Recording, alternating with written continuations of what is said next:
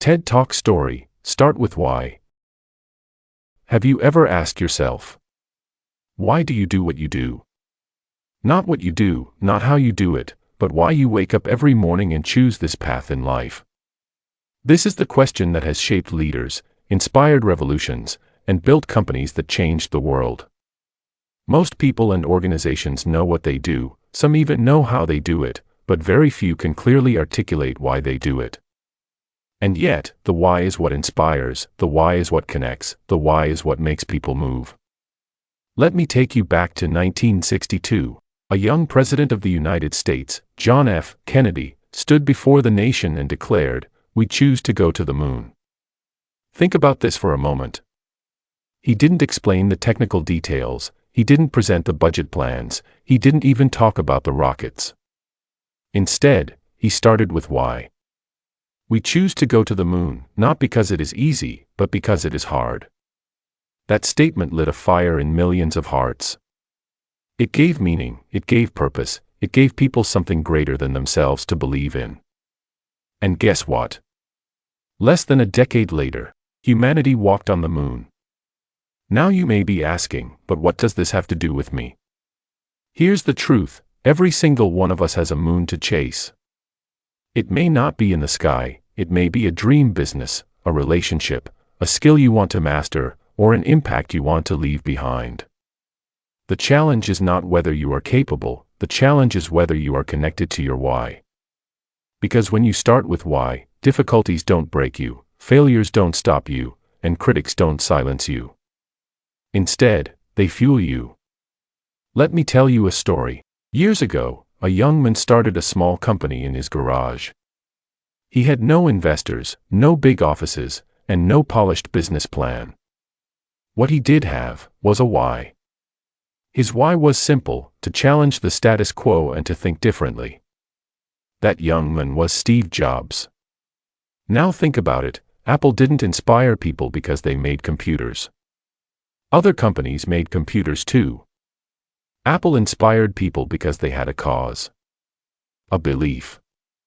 A why. They believed in challenging the ordinary, they believed in giving power back to the individual, they believed in design that made people feel human, not mechanical. And because they started with why, people didn't just buy their products, they joined a movement. Customers didn't just consume, they became believers. Here's the powerful truth, people don't buy what you do, they buy why you do it. Think about your own life. Do you remember the teachers that changed your world?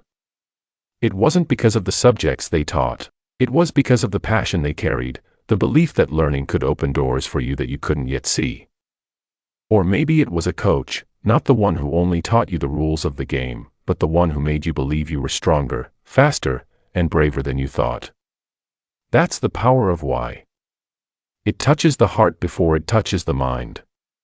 It inspires action before it convinces logic. I want to share something personal. There was a moment in my life where I almost gave up on my dream. I had failed once, then failed again, and after the third setback, I thought, maybe this isn't for me. But then, I asked myself the only question that mattered, why did I start in the first place? And suddenly, I remembered, it wasn't for money, it wasn't for recognition, it wasn't even for comfort. It was because I wanted to help people realize their own potential. That was my why. And you know what? The moment I reconnected with it, my energy changed, my decisions changed, my courage returned. Failures became lessons, criticism became feedback, and challenges became stepping stones. Every great movement in history started with a why. Martin Luther King Jr. didn't stand on the steps of the Lincoln Memorial and say, "I have a plan." No, he said, "I have a dream." That dream was his why. It wasn't a strategy document, it was a vision that touched the soul of a nation. And because he spoke from the heart, millions followed him, not out of obligation, but out of belief. Now let's bring this closer to our daily lives. Most people live by focusing only on the what. What job do I have? What salary do I earn? What car do I drive? But here's the danger, if your life is defined only by the what, Then when the what disappears, the promotion, the house, the applause, you're left empty. But if your life is defined by a why, nothing can take that away. A job can end, a business can fail, people can doubt you, but your why will remain. Imagine two runners training for a marathon. One runs because he wants to look good in pictures. The other runs because he wants to raise money for a sick child in his community. Now ask yourself, who is more likely to keep running when the pain kicks in? Who is more likely to push through the blisters, the exhaustion, and the doubts? It's always the one with a deeper why. Because when your why is strong enough, the how and the what will follow. So let me turn this back to you. What's your why? Why do you wake up every morning? Why do you work the hours you work? Why do you choose the battles you choose? If you can't answer that yet, don't worry. Most people never take the time to ask. But the moment you do, your life begins to change. When you start with why, you stop chasing approval. You stop living someone else's story. You start living with clarity, with courage, with conviction. Let me share one last story. There's a tale about a man who worked as a janitor at NASA in the 1960s. One day, President Kennedy visited the Space Center and saw this man sweeping the floor. He asked, "What are you doing?"